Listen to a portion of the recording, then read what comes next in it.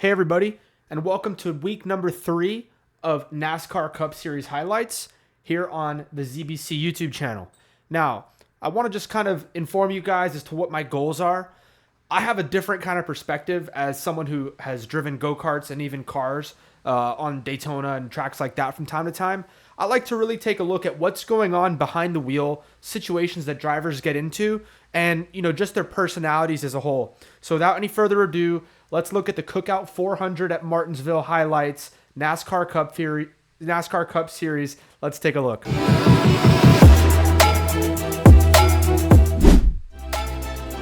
Green flag, the Cookout 400 is underway. My gosh, Kevin, that was definitely inside the restart zone. I don't want to hear anything. Definitely still in the restart zone, as we saw last weekend with Denny Hamlin, that fiasco. The flag does start the race. I don't care. It was in the zone.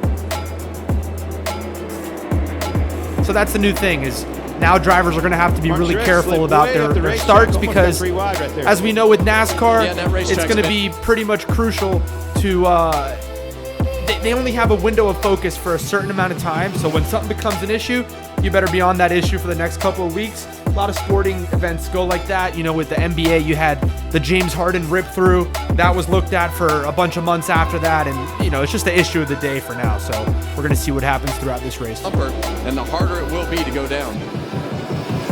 Kyle Larson continuing to lead. He's now opened it up in traffic by 1.8 seconds over Bubba Wallace. Well, you really see him starting to move around through turns 1 and 2 right there. Go through 3 and 4 and see Larson. So one thing I will note that did surprise me, to be honest, and we're going to cover this in the upcoming NASCAR Power Rankings. Look right here, place number 2. Bubba Wallace absolutely surprised me. He was only 1,000th of a second off of getting the pole in qualifying. So for him to just be up front, he's shown some speed this year, and so has 2311 Racing as a whole. But for Bubba Wallace to hang tough, out there in second place for the whole stage 1 of Martinsville, to be honest, I'm really surprised. I'm not saying he's not a good driver, but that's still a new team, and they don't have the resources, to be honest, that teams like Hendrick Motorsports have, teams like Joe Gibbs Racing has, even teams like Penske has. So for Denny Hamlin, owner of 2311 Racing, to be able to balance, him and himself at JGR, but also to carry, look, if you see Bubba Wallace, and towards the end of the race, we're going to see Tyler Reddick come up through the top 10. This is really exciting to me to see a new team kind of making hay at these short tracks. So let's just see how Bubba Wallace is able to maintain that momentum throughout the race. Wrapping the bottom, but you see this right over here, this rubber right there is starting to get caked up. It's starting to get choppy through there. And when I say choppy, you'll go in there and it'll just grab the right front tire, and that car will take off up the racetrack, and it'll take you way around the corner and still not rotate. And then when you finally get it to grip and rotate out of the corner, then it snaps the back of the car. So see Kyle Larson starting to move up. You got to do something to move around that rubber in the middle of the corner so that you can make the car turn and rotate correctly. As we come to the last lap of stage 1. So end of stage 1 here. And we got a race. As we were just talking about, Bubba Wallace actually making a really solid attempt to win this stage. Is he going to make it happen? He says no, backs out of the throttle. There's the green and white checkers. Looks like a bit of frustration there from Bubba Wallace, not able to get the stage win. And Kyle Larson with his first ever stage win at Martinsville. Denny Hamlin there. What do you think about these two tires? Securing 7th in front of William Byron at the end of stage 1. I never liked 2 tires, ever. But track position is sometimes king, so we're going to find out which one's better, tires or track position.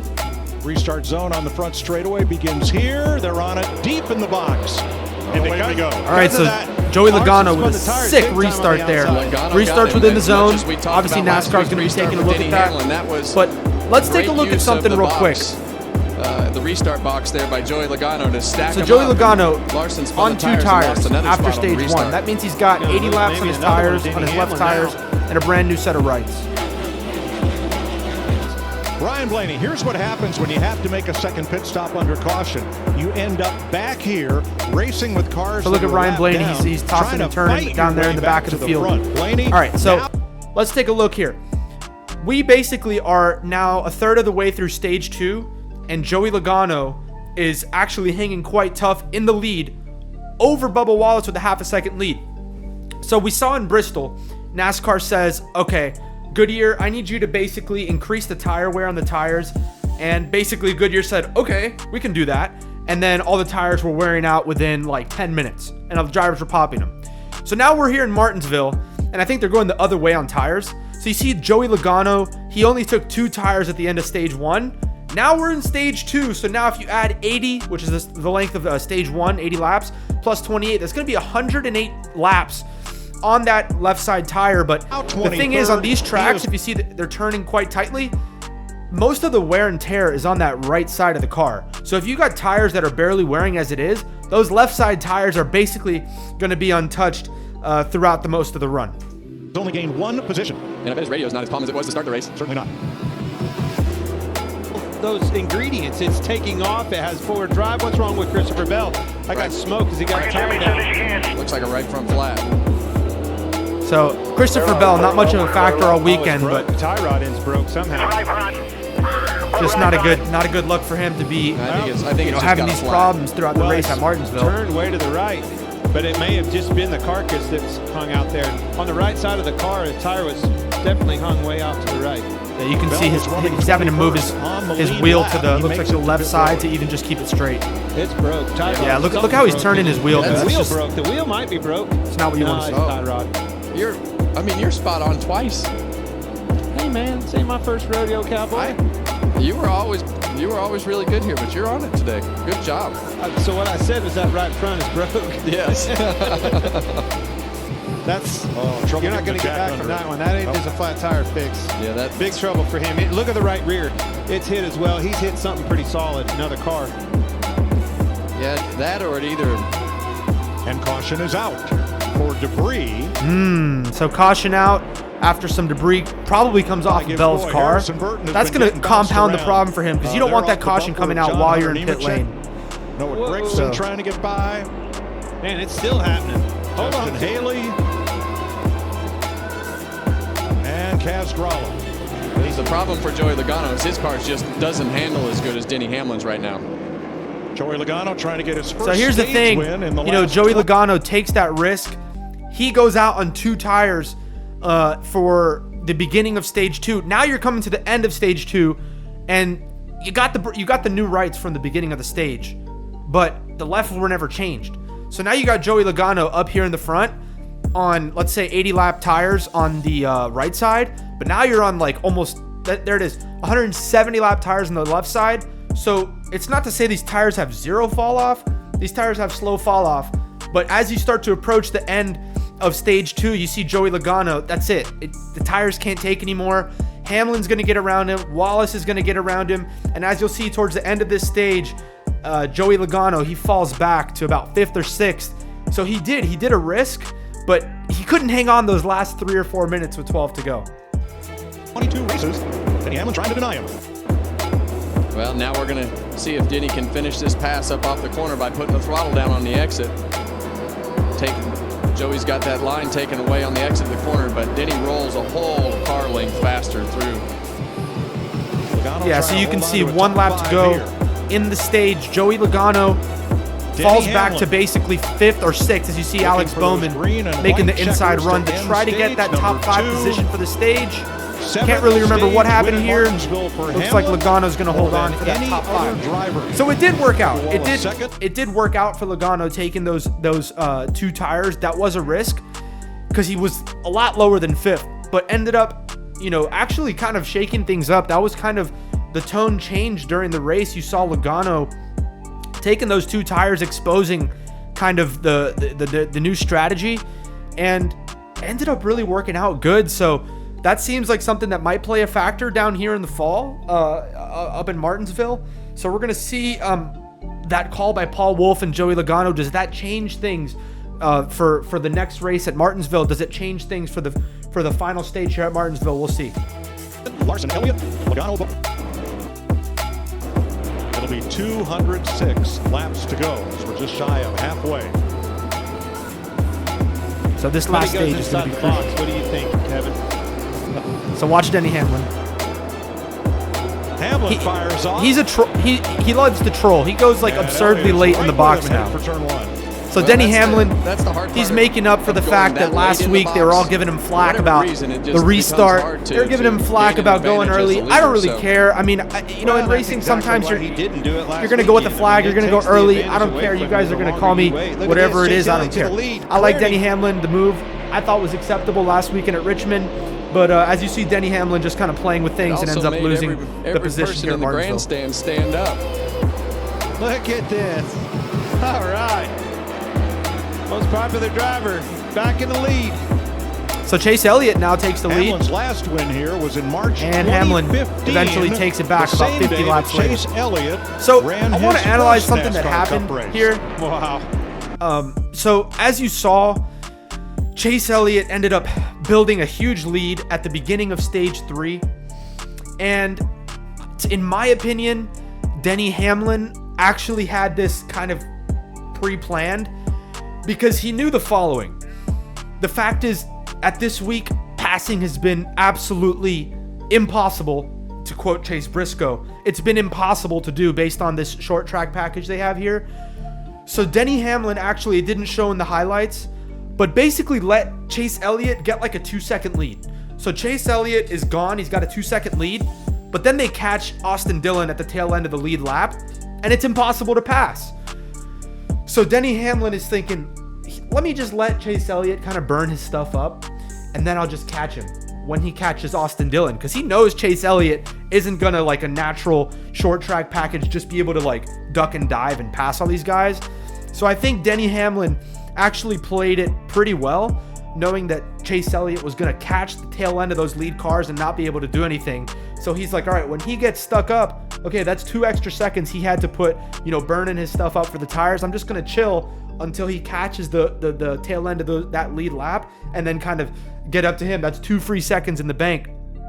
So I think a pretty good strategy call by Denny Hamlin. So now Chase Elliott's done more with his car. So now Denny Hamlin's got a little bit left in the bank and is able to make the pass here for first. How about that for a stat? Denny ran him up the racetrack that time, got him clear. So good pass there by Denny Hamlin. Uses a little bit more of the move. So let's take a look at Clear. what Denny Hamlin did to pass Chase Elliott. So NASCAR Cup Denny race. Hamlin, Wow. let's take it a little bit slower, okay? So I want to just, you know, some of you guys that maybe be playing NASCAR video games or maybe want to be future drivers, there's a solid short track move that I really, really want to cover here that I love to see these guys do, and especially when it's used to perfection. There is a way to use this move like a professional. There's a way to use it like a jerk, and there's a way to use it like an amateur. And as we all know, Denny Hamlin, he's about a 20-year vet of the sport. He uses this textbook to create some space, okay? So Denny Hamlin, he's coming in to turn 3. Watch this, okay? He's coming in deep, comes in deep. Now watch. A typical Denny Hamlin move is going to be coming a little bit lower down here, but watch as he stays up high, okay? See, usually you're down painted on this apex, but he stays up high, kind of washes him up the racetrack, stays up high, okay? He's up high. Look, notice the amount of room here. So that basically cuts off Chase Elliott's ability to run out of turn 4. So now Denny Hamlin, he has this nice line to take, and watch how he just basically runs out of turn 4 and is able to get the best run coming out.